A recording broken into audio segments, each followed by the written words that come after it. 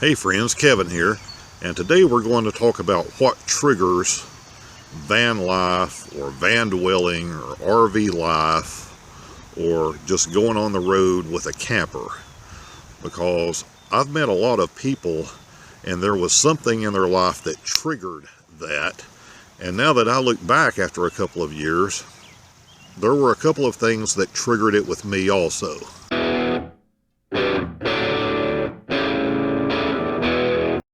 So having met a lot of people on the road and talked to these people and heard their stories, one of the things that comes up quite often is there was something traumatic, something hard in their life that kind of triggered van life, going out on the road, doing this for long periods of time, or deciding to do it full time, and that led them to get a van or an RV or a fifth wheel pull behind or whatever, and just finally go do it.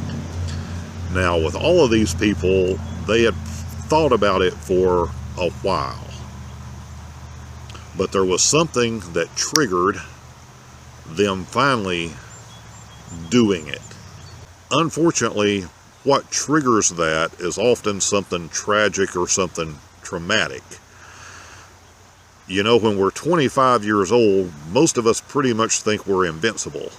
And by the time you get to 50 years old, you pretty much know that you're not. Because you're starting to lose people in your life. You're starting to lose people that you grew up with. You're starting to see that not everybody gets to live to be 80 and 90 years old. And not everyone gets to have this great, wonderful golden years retirement where they can go do what they want to do.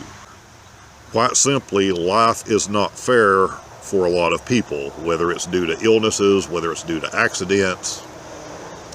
That's just the way it is.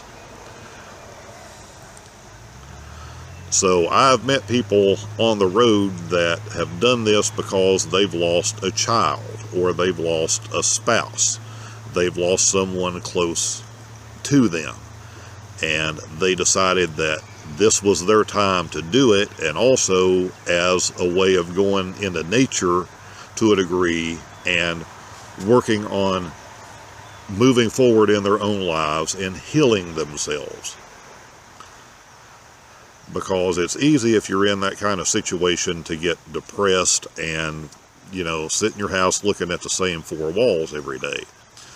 So that became the trigger for a lot of people to go out on the road, and van life, a simple van that they may have already owned or that they could pick up inexpensively, became their vehicle to be able to do that.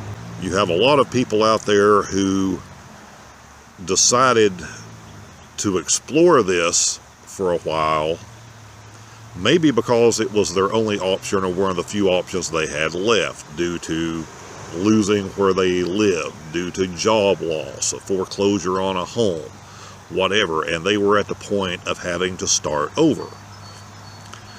And van life, RV life, whatever you want to call it, became their vehicle to allow them to begin to move forward and regroup and start over in their own life.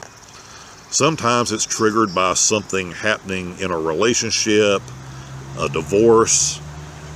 You run into that oftentimes when you're meeting people on the road, that became the kicker, that, you know, the life they knew was coming to an end, and they needed to go attempt to find a new life. And again, rather than sit around and be depressed, they chose to go on the road and explore and let nature attempt to do some of the healing for them. For some, I think it's a little bit of a midlife crisis. You know, sometimes that comes out in, with guys anyway, in grabbing a blonde and a sports car. Sometimes it comes out in other ways, and van life, RV life, traveling across the country, that may be their way of handling, you know, turning 40, turning 50, realizing they're not going to be young forever, and wanting to do those things while they know they're still able to do those things. So these seem to be the common triggers that I encounter when I'm talking to people and hearing their stories and reading their stories. And it's amazing that a lot of people didn't grow up doing a lot of camping, didn't do camping a lot in their adult life, certainly as they got busy with homes and families and careers. And it was just the allure of seeing what else was out there that became their trigger. As for me, I have always enjoyed traveling. I let a career and job get in the way, and I didn't do enough of it for many, many, many years when I could have. But the thing that finally triggered me to get in a vehicle and leave for a month and see what happened, my trigger was pretty much a combination of all of those things. I think it was part of getting older. It was part of losing my mother. It was part of seeing several friends pass away way too young. It was maybe a little bit of midlife crisis mixed in with it. I think it was just a combination of all of those things for me that came to a head. And once I went out and did it the first time, I realized that I really, really, really enjoyed it, even more than I thought. And then it became an issue for me of balancing things out in a way that if I could do this less expensively, that I could stay out for longer periods of time. And that's what I worked at, and those are the things that I learned, and those are the things that allow me to stay out on the road for long periods of time now. But the important thing to remember is everyone's journey is different, and there is no right reason or wrong reason for everybody else. It only matters what your reasons are.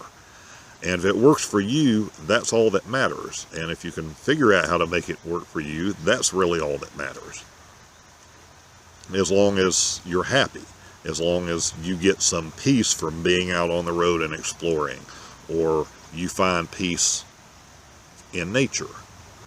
If you're wondering what to watch next, if you go down in the comment section or down in the description, you'll see links to other videos, things that you may have missed and things that may interest you.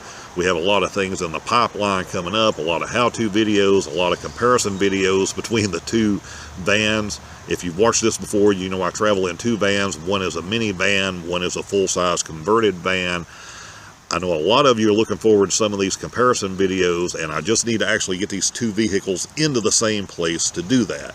And I want to be able to compare those two, and I also want to be able to compare each one of those to even larger RVs.